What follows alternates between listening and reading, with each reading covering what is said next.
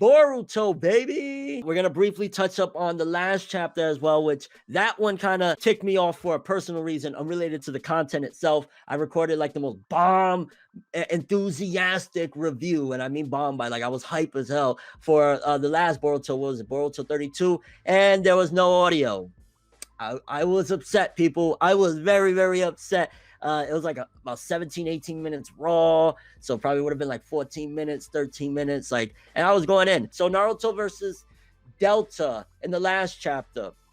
We've seen a lot of different things play out. I want to say one of the biggest things is the last chapter in general showed it was the seed planted, so to speak, to kind of make Konoha, Naruto, and everybody, all parties involved, trust Kawaki, because you got to look at it like this.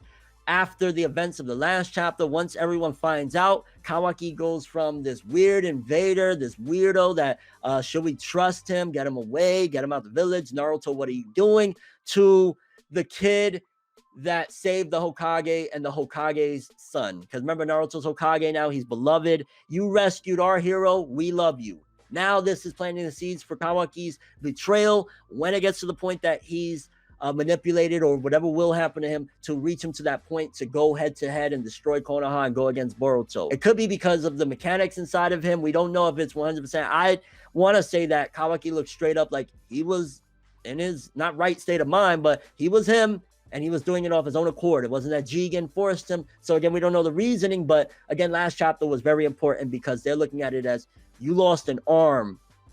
You lost an arm for our leader, the person that we really rock with, 7 Hokage. So that's definitely one of the seeds. I think it planted a lot of different things. It planted trust in Boruto. Now looking at him, Boruto is going to be less spiteful. Like, yo, you saved me and my dad. It's going to humble. Hopefully this humbles Boruto even more. Trust the process. I think that was another big thing because it was low key, which I'm sure Boruto is going to have that regret. And that's what's also going to make him gravitate toward being nicer to Kawaki and understanding toward him. It was his fault. He's going to look at it as it was my rookie mistake. This is why I'm a Genin, and it's going to probably haunt him. So that's another big thing that's going to mess with him. The fact that he cost Kawaki his arm. And also, unfortunately, that's what's going to make Boruto drop down his barriers and his guards of like, I made him lose his arm and he's still with us and he's not hating me.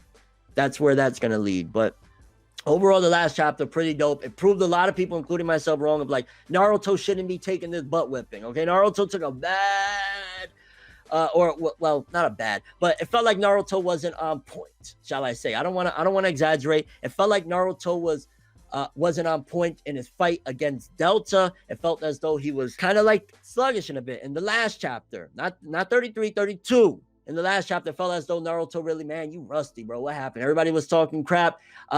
This chapter kind of changed the narrative. I think even last chapter kind of changed the narrative because Kawaki was like, yo, but have faith in him. Just have faith. Boruto lost faith and bam, got bodied. And I think that was one of the important things of like trusting your instincts and trusting the leaders that love you and care for you and trusting the people. Again, if Boruto trusted Kawaki, things wouldn't have happened. Another thing that's breaking down the barriers between Boruto and Kawaki's relationship. Pretty much in general, that whole thing just, it was a good situation, but because we have the precursor of what happens, it's ultimately a bad situation because it's planting seeds for bad things to happen to everybody in Konoha. For the most part, again, wrapping that part up. Now this chapter.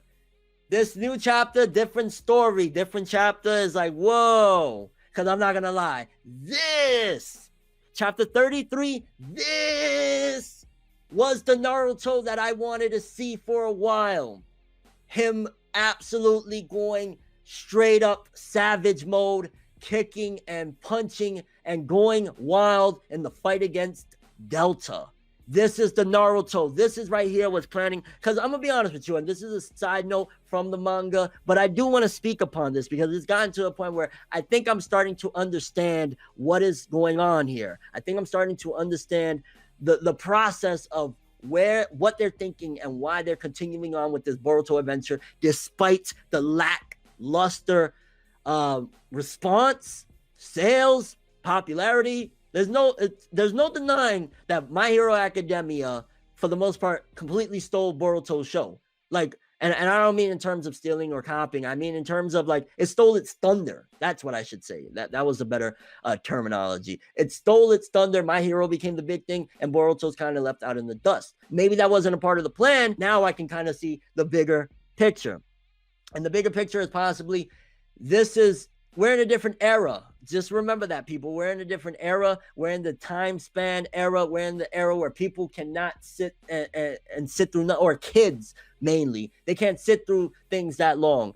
So it's here today, gone tomorrow. If you're out of sight, you're out of mind. Imagine Naruto ended November of 2014. Imagine 5 years from, or 5 years from then, November of this year, that would have been 5 years, right, of no Naruto. For us, the adults, or the people that kind of understand things, now we would have been 5 years without Naruto. We would have been so hyped if they would have come out with like a Naruto Z, with Naruto being the main character or something like that. Or in general, anything that would have come out of Naruto, we would have been hyped, because that would have been 5 years of missing the series. But we got Boruto instead, right? And the reason for Boruto, I think, is they want to keep the train and the name going in the meantime.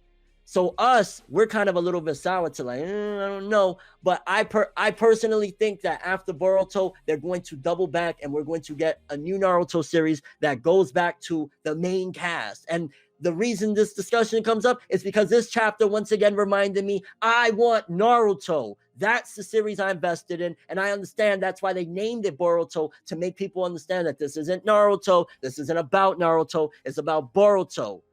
But that's where I see it going. Once Boruto ain't gonna be around that long.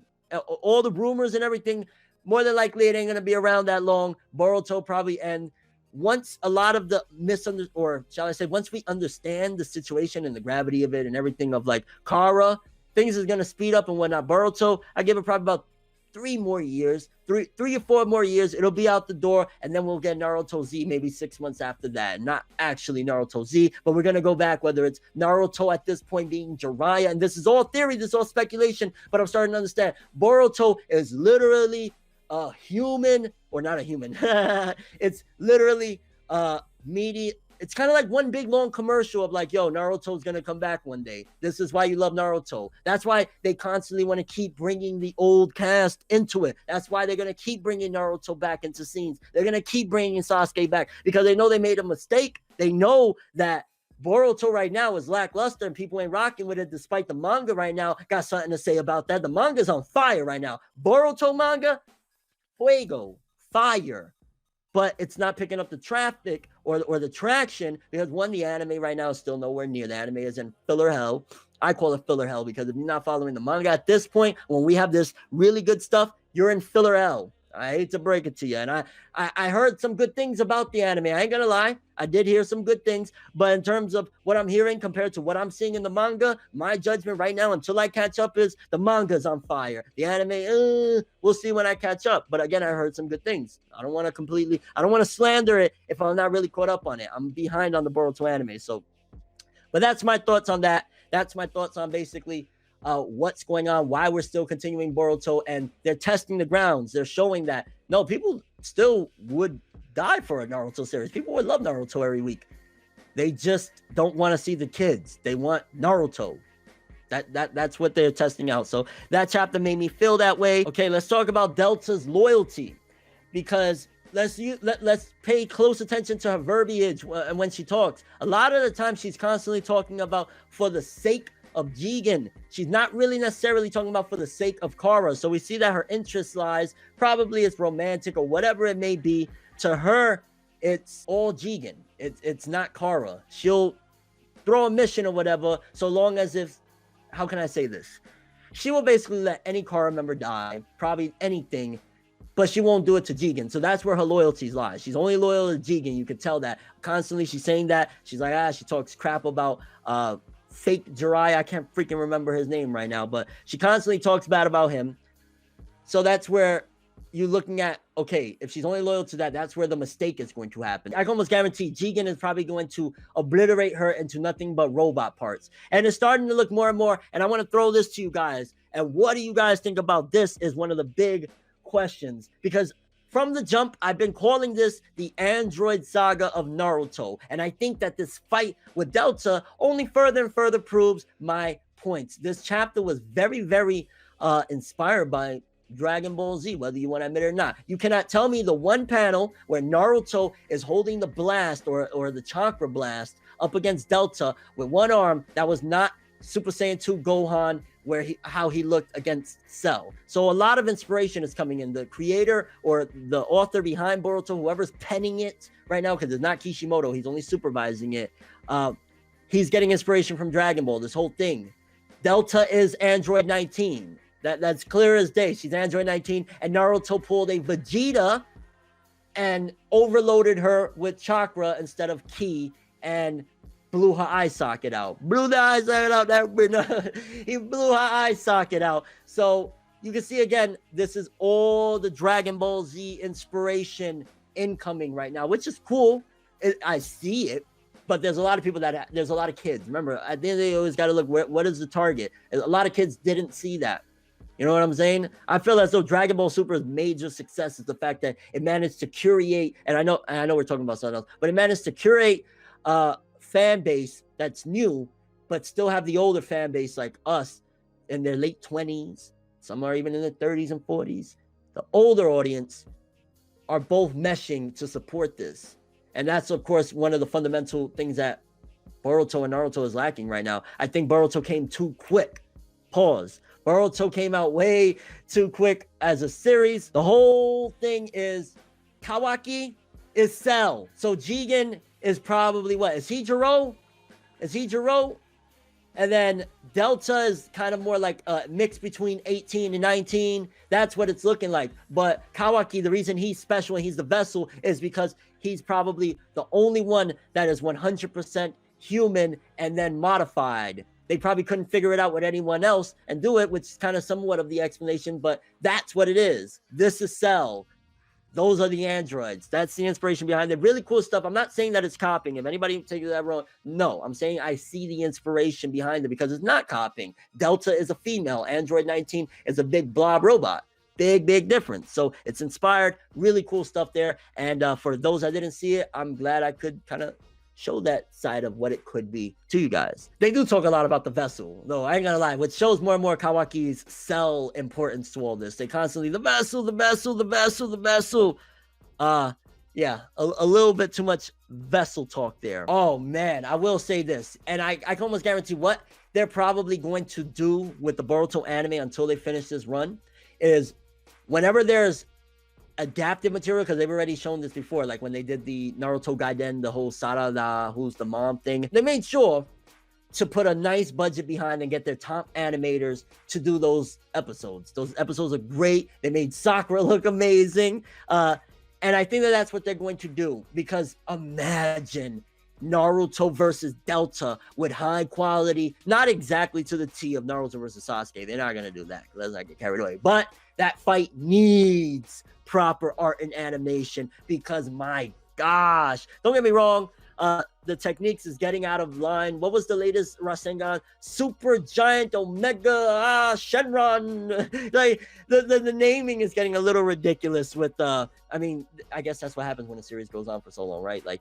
you go from Super Saiyan to Super Saiyan God, Super Saiyan Blue, you know what I'm saying? So I guess now Super Giant Ultra Rasengan Ball, if I said it right, whatever, but really cool art, again, looking amazing. Naruto versus Delta, but when that gets animated, that needs to have top level animation, because my gosh, that was a good fight. Hand-to-hand combat, that is what Naruto started to lack towards the end of its run and why people hated it. This I love, regardless of what it is. It also shows the time we're in right now, and I'm thankful for that. It shows a time where people don't have to necessarily, like, yeah, okay, we have some bad problems going on, don't get me wrong, in the world, and I don't want to get political in this or whatever, but we have bad problems in the world. But thankfully we're at a time where we can show in mediums a really cool badass female having a fight with a man, and not it just be like completely, you know, just the way they used to censor things back in the day. We can have a full-on blown fight with a badass female, badass dude, and not have it censored, and we have it in our comics. So I find manga, you know what I mean, but I find that really, really dope. And again, I can't wait to see that part animated. That is going to be freaking insane. And then one of the things which we don't talk about this that much, Naruto's growth. It was shown again in this one. His character development, pause, his character development, his growth, his character development, all completely demonstrated in this chapter, because it shows now that he's practicing what he preaches. You know how Naruto's already preached in the past about how and he got that idea, I want to say it was from the third, of the whole village is his family, Konoha is his family. That's kind of what he showcased in this chapter, because now that Kawaki is a part of Konoha, and of course the children are a part of it as well, he was basically almost mercilessly ready to do anything to Delta. He was like, if you lay one finger on any of these children, I will make you wish you were dead. And despite the nastiness of it, it's more so a threat to leave mine alone. I don't want to hurt you. We don't need to fight. Leave mine alone. And that's right there growing up. That's a father, that is a leader, and that is a great developed character. For the people that don't like character development, I'm sorry, but that's great development. Him showcasing the anger and rage that he has right now. It's not about food. It's not over a lover. It's not over a video game or some crazy. It's not over a cup of ramen. It's over people that he loves and cares about. And that is a great representation and a great role model for people to showcase. Like, when you come from being, nothing and something, you still have to apply yourself and show love and spread positivity and continue. So I really found that very awesome to see that, yeah, he's vicious, he's angry, but it's over his children. It's over Kawaki, somebody a part of his village and his family, leading by example. That's character development right there, people. And I respect the living crap out of what Naruto did. I mean, he kicked that ass, you know what I'm saying? In the end, Delta's there laid out, and they caught a W. So really cool stuff there in the battle. Honestly, this was a great battle chapter. Absolutely great battle chapter. If you read battle manga for battles, this chapter, it showed Naruto ain't playing done. So fight over. Great fight. Great battle. And one last thing that the chapter shows you is that now a bond has been formed. Naruto and Kawaki are I was gonna say together, but that sounds, yeah. I don't know what manga I'd be reading if they were together. No. Naruto and Kawaki, a bond has been formed, a father-son bond. This is kind of like his father figure right now. So it's going to be even stronger and an even bigger blow when Kawaki does whatever he does, because now you can see Naruto looked at him with love. That was love at the end. That was them looking back and forth. A bond has been formed. That was probably one of the most important things, again, cementing that the seeds have been planted for, sadly, betrayal later on by Kawaki. Kind of curious what you guys thought about all of this. For starters, the fight between Naruto and Delta. What did you guys think about it? Was it, I want to say that original fights that's not based on Kishimoto's work, this was one of the top ones. I loved it. I love the Dragon Ball Z inspiration for all of it. Your thoughts on the fight? Was that the best fight we've had so far in the Boruto story? Where would you rank Naruto versus Delta manga-wise in comparison to the fights we've had in Naruto? Again, I'm not saying this is the greatest fight in the world, but it was a pretty damn good fight, and probably one of the best fights, if not the best original fight in Boruto so far. Since the end of the, what was it, Boruto versus the Momoshiki or whatever, this was a really awesome fight. I really want the anime to come and slam dunk it. Also, what do you think regarding this whole situation of now the seeds have been planted for betrayal? Do you think that Kawaki, like, because now with Kawaki, him doing that, it's going to take something dramatic. And again, I don't think it's going to be him being mind controlled, something there of a misunderstanding, because that's what most cases happen. That's what most problems, most enemies you create in this world is simply out of misunderstandings. You could do nothing to somebody, but because they misunderstand you or your intentions or you as a person, they'll look at you and say, I hate that person. So all around interesting stuff. Again, Boruto chapter 33, awesome. Please, Boruto, just keep including the old cast in there. That sounds like the secret recipe to making this shit a little bit more exciting. A lot more exciting, shall I say, because that's the Naruto that we all want to see, baby. Savage as hell. I would say, at the very least, you got to give it a 7.5 or an 8. And that's at the very least. I'd say, I give it 8.5. 8.5. So it was very good. It wasn't great. It was very good. Because I go with 7 good, 8 very good, 9 great, and 10, yeah.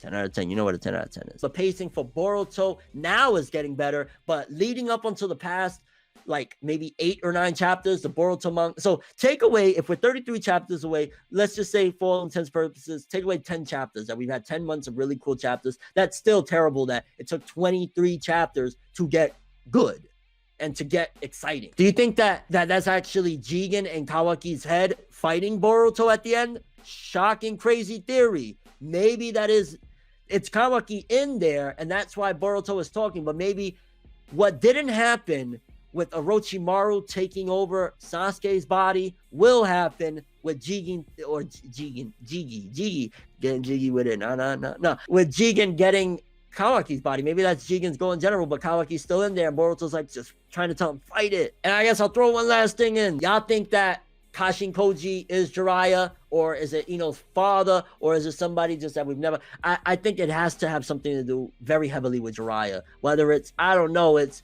like the Rick and Morty episode, you know, when they went into that alien spa and they got rid of their toxins. Maybe Kashin Koji is Jiraiya's toxins. If Jigen plants lies, what lies? You know what I'm saying? What would be enough of a word from a man that he doesn't trust to go against a man that he just sacrificed an arm for? Also, I will say, now that I think about it, the pacing is going pretty quick. The fact that I thought it was going to take a lot longer to get to this point. I thought it was going to take a couple of really big missions. And if you think about it, symbolically and regarding the narrative, this whole scene is similar to what happened where Naruto started trusting Sasuke when Sasuke jumped in front of Haku. When Sasuke jumped, that is literally mirroring. This whole thing was mirroring that. That's what that was. Boruto chapter 33 was a yay, nay. When does the manga start getting good of Boruto? I couldn't tell you off the top of my head which chapter it was, but it's pretty much, it starts getting good, I want to say, once you get to this Hokara situation. It's been good for about a year, I want to say. It's been pretty good for probably even a little bit more than that. Because, wow, now that I think about it, we started the Kara arc, we just started getting into it at the end of 2017, like fall of 2017. So we're about a year and a half into it. So you figure about 12 chapters. Give it about 10 to 12 chapters ago. So probably like chapter 20-ish, around there. That's all I have for this one. Thanks for watching. Hope you enjoyed. If you liked anything I had to say or enjoyed the video, drop me a like. I'd greatly appreciate it. And if you want more from me, make sure to subscribe. Follow me on Twitter, Instagram. Hit the bell to get all notifications. And if you want to follow any of my social media, links in the description below. I'm ForneverWorld, and as always, people, have an awesome day. And remember the golden rule: anime and manga for life, boy. Bow. Have an awesome day. Can't forget the music, boy. And that was whatever. One day I'll be your favorite for never. No matter how you